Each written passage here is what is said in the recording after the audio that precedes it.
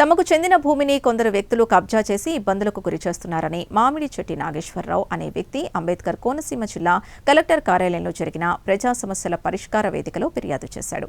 జిల్లా కలెక్టర్ స్పందించి న్యాయం చేయాలని కోరాడు.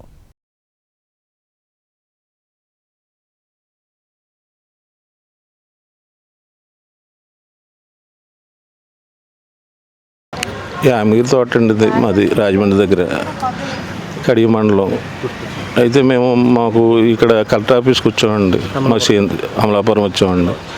మాకు చేను 30 సెంట్లలో మాది 18 సెంట్లే చూపిస్తుందని అంటున్నారండి అధికారులు. అయితే అది ఏంటి, పక్కన చేను ఉన్నా కానీ ఆ చేను మాది కాదంటున్నారు. ఆ చేను మాదే అండి, మొట్టమొదటి నుంచి మేమే చేసుకుంటున్నాం. మా మేనోళ్ళే చేస్తున్నాడండి. అయితే ఇప్పుడు కొన్న అతను ఏమంటున్నాడంటే అది రాదు, ఇప్పుడు ఈ 18 సెంట్లకి రిజిస్ట్రేషన్ చేసేయమంటున్నాడండి. కనమ 12 సెంట్లు తర్వాత చేయించుకుందాం అన్నాడండి. అలాగైతే ఎలా కుదురుతుందండి, ఇప్పుడు చేయింది అప్పుడు ఎలా కుదురుతుంది అని అంటే అలా కుదరదు ఎలా కుదరదు అంటే మేము కలెక్టర్ దగ్గరికి వెళ్ళామండి. కలెక్టర్ గారు మాకు న్యాయం చేస్తారు అని చెప్పామండి.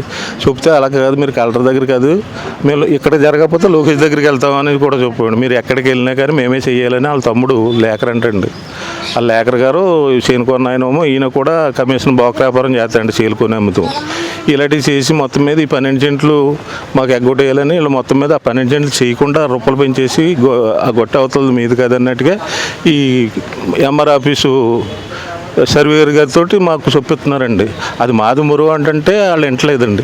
అయ్యే తప్పులు రాసి ఉన్నా అవి మీద ఎలాగవుతుంది అని అంటున్నారండి. సర్వే చేయించారా? సర్వే ఇప్పుడు వస్తానంటున్నారండి. మేము లేనప్పుడు చేశారండి. ఇప్పుడు మరి నేను లేను కదండి అంటే మీ ఊడవడో ఉన్నాడు కదా అని అన్నాడండి. అంటే ఆడికేం తెలిసిండి, ఆడి కుర్రోడు ఆడికేం తెలియదండి, ఆడి అరుదులు మీకు సరిగ్గా చూపించలేదమ్మా అని నేను అన్నానండి.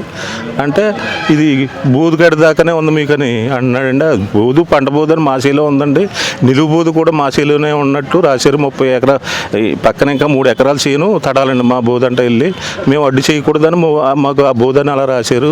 కానీ చేను కూడా మాకు ఉత్తరం వైపున కాలగొట్టుంటే తూర్పు వైపున రాశారండి. అప్పుడులోనే అవి కొంచెం తీరుమారులుగా పడ్డాయేమో, ఇది కూడా అలా పడి ఉంటుందని అంటే ఇంటలేదండి.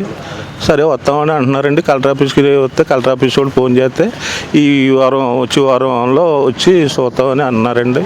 కానీ మాకు ఇలాగే 3 సార్లు కలెక్టర్ ఆఫీస్కి వచ్చాం, అక్కడికి ఎన్నోసార్లు వెళ్ళాం. మాకు ఎంఆర్ఓ గారు కూడా దొరుకుతలేదు. ఇలా తిరుగుతున్నామండి బాబు. ఇలాగే మా బిడ్డ పోయి మేము ఆ చేయని అమ్ముకుని మేము అప్పులు తీర్చుకుని ఏదో చేద్దాం అనుకుంటే మాకు ఈ రకంగా బాధపడుతున్నారు. మాకు ఇంకేమి ఏదండి బాబు. ఇలాగా వచ్చి మాకు ఇక్కడ ఏదో అడిగితే మేము ఇలా చెప్తామండి. అబ్బాయి చనిపోడండి, ఒకే అబ్బాయి అండి, పెళ్ళి అయిన లోపల చనిపోయాడు. అప్పులు పెళ్లికి అప్పు చేసు, హాస్పిటల్ పెట్టినప్పుడు అప్పు చేసు, అవి తీర్చుకుందామని నమ్ముకుంటామంటే అడ్డు పెడుతున్నారు. ఒక 20-30 లక్షల దాకా అప్పులు పెరిగిపోతున్నాయండి. వడ్డీలు పెరిగిపోతున్నాయండి. ఆ చేను అమ్మేసిన వడ్డీలు తీసుకుని బ్యాంకులు వేసిన బతుకుదామంటే అది కూడా మాకు బతుకు లేకుండా మమ్మల్ని బాధ పెడుతున్నారండి మా చేను కొన్నవాళ్ళు. ఇదండి బాబు, మాకు న్యాయం చేసి పెట్టాలండి. మరి కలెక్టర్ గారిని కూడా చేయనిస్తారో చేయనివ్వరో మాకు డౌట్గా ఉందండి అండి.